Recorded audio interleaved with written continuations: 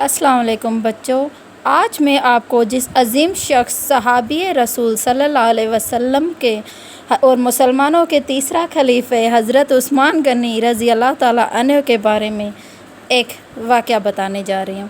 ایک بار مدینہ منورہ میں سخت قحط پڑا، کھانے پینے کی اشیاء ختم ہو گئی، ہر طرف مایوسی اور ناامیدی پھیلی ہوئی تھی۔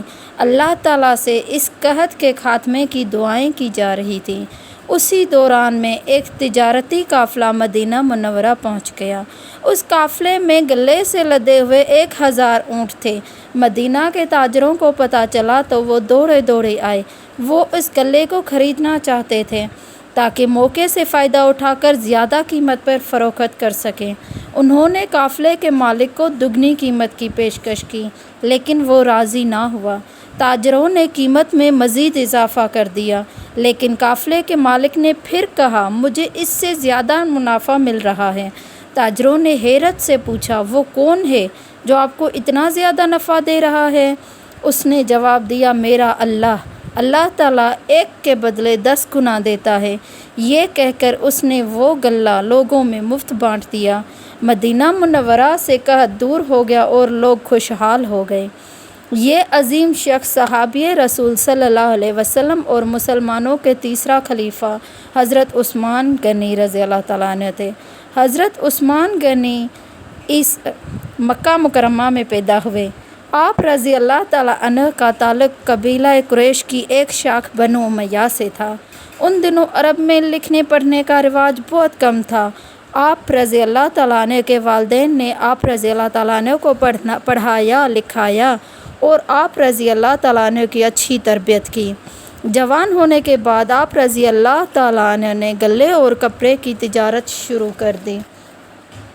حضرت عثمان غنی رضی اللہ تعالیٰ عنہ نے اپنے دور خلافت میں بھی بہت سے قابل ذکر کام کیے، جیسے آپ رضی اللہ تعالیٰ عنہ نے کوفے کے مسلمانوں کے لیے عظیم الشان قاضی مقرر کیے، خانہ کعبہ کے ارد گرد کے مکانات خرید کر حرم شریف کو کھلا کر دیا، مسجد نبوی کی توسیع کروائی، مسجدوں میں مؤذنوں کی تنخواہیں مقرر کیں اور وہاں خوشبوئیں جلانے کو رواج دیا۔ ان کاموں کے علاوہ عام لوگوں کی بھلائی کے لیے بھی بے شمار کام کیے۔ نبوت کے 13ویں برس مسلمان مکہ مکرمہ سے ہجرت کر کے مدینہ منورہ پہنچے تو مدینہ منورہ میں انہیں پانی کے مسئلے کا سامنا کرنا پڑا۔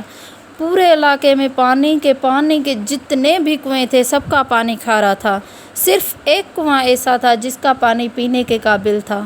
اس کا مالک ایک یہودی تھا جو مسلمانوں کو بہت مہنگے داموں پانی فروخت کرتا تھا۔ مسلمانوں نے اس بات کی شکایت نبی کریم صلی اللہ علیہ وسلم سے کی۔ سب صحابہ کرام رضی اللہ تعالیٰ عنہ میں اکٹھے ہوئے اور آپ صلی اللہ علیہ وسلم نے فرمایا، کون ہے جو اس کنویں کو خرید کر مسلمانوں کے لیے وقف کر دے؟ ایسا کرنے پر اللہ تعالیٰ اسے جنت میں چشمہ عطا کرے گا۔ یہ سن کر حضرت عثمان رضی اللہ تعالیٰ عنہ نے وہ کنواں اس یہودی سے خرید کر مسلمانوں کے لیے وقف کر دیا۔ نبی کریم صلی اللہ علیہ وسلم کی 2 صاحبزادیوں کی شادی آپ رضی اللہ تعالیٰ عنہ سے ہوئی، اس لیے آپ رضی اللہ تعالیٰ عنہ کو ذو النورین بھی کہا جاتا ہے۔ ذو النورین کا مطلب ہوتا ہے 2 نور والا۔ حضرت عثمان رضی اللہ تعالیٰ عنہ کا اہم ترین کارنامہ جمع القرآن ہے۔ آپ رضی اللہ تعالیٰ عنہ نے مسلمانوں کو ایک قرات پر جمع کیا۔ آپ رضی اللہ تعالیٰ عنہ نے کم و بیش 80 برس کی عمر میں انتقال فرمایا۔ آپ رضی اللہ تعالیٰ عنہ کی قبر مبارک جنت البقیع میں واقع ہے۔ پیارے بچوں، آج کے لیے بس اتنا ہے۔ اگر آپ میرے چینل پہ نئے ہیں تو پلیز میرے چینل کو لائک، شیئر اور سبسکرائب کرنا مت بھولیں۔ Thanks for watching.